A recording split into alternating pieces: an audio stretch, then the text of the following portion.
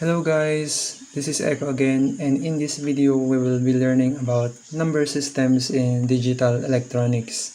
So this is my first video about my series Digital Logic and Design.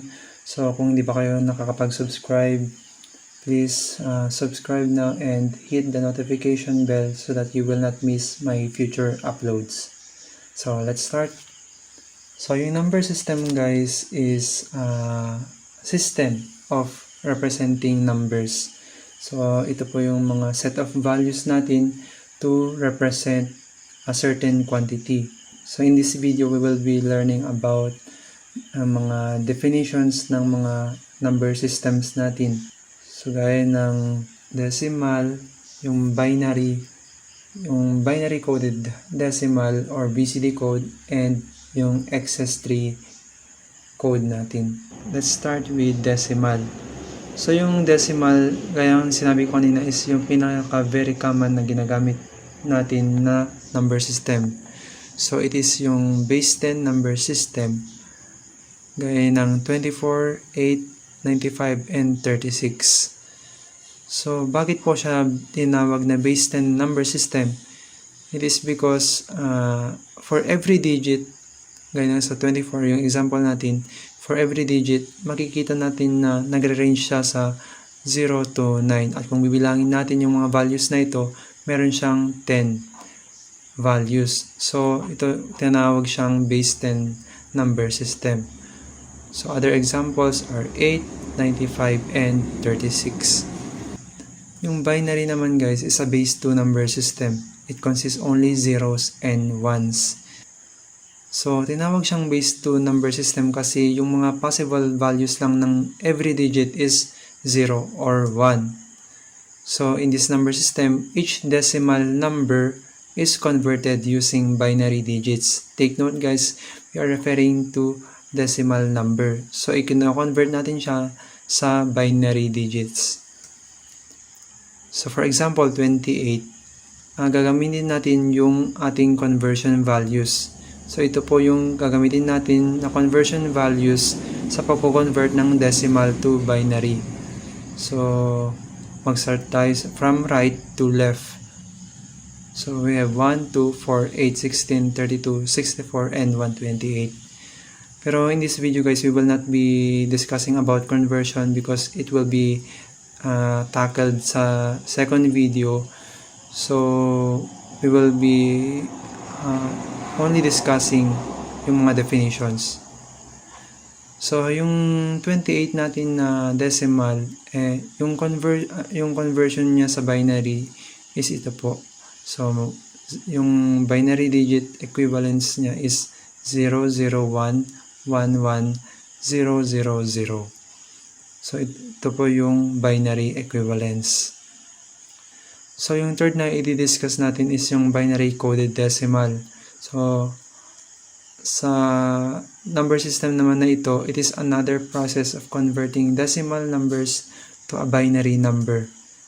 So, in this number system, each decimal digit is converted using 4-bit binary number.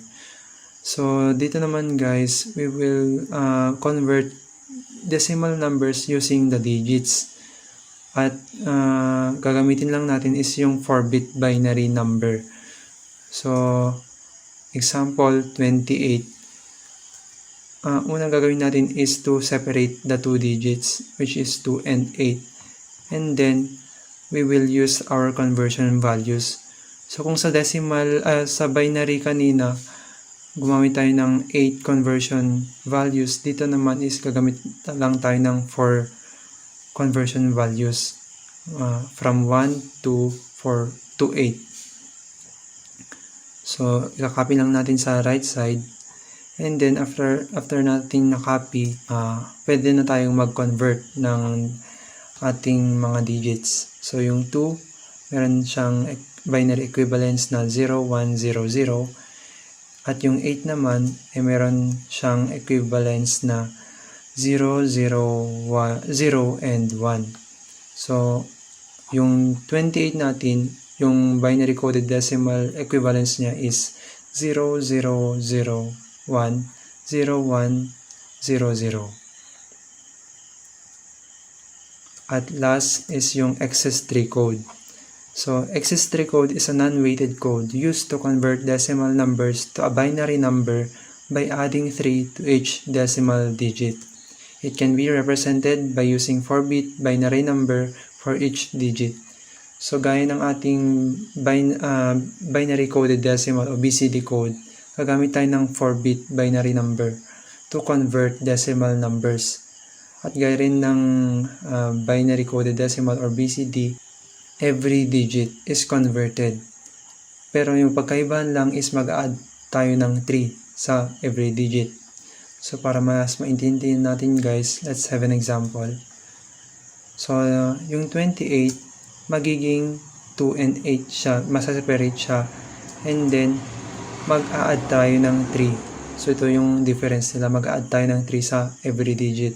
So yung 2 magiging 5, 8 plus 3 is magiging 11. So yung 5, yun yung i-convert natin sa binary digits. So gagamitin ulit natin yung mga conversion values natin, 1, 2, 4, 8, and then kakabit natin yung sa kabila, 1, 2, 4, 8 din. At yung 5 natin is ito yung kinalabasan. Ito yung binary equivalence. So 1, 0, 1, 0. At yung 11 naman, ito yung binary equivalence. 1, 1, 0, and 1. So kung i-convert natin yung decimal number na 28, ito yung Accessory Code 1101 1010. So yan po yung 4 number system na pag-aaralan natin, at sa next video we will be focusing sa conversion naman. Thank you guys and God bless.